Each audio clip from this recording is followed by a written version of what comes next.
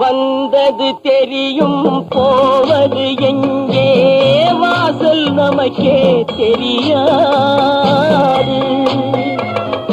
வந்தவரெல்லாம் தங்கிவிட்டால் இந்த மண்ணில் நமக்கே இடமேது.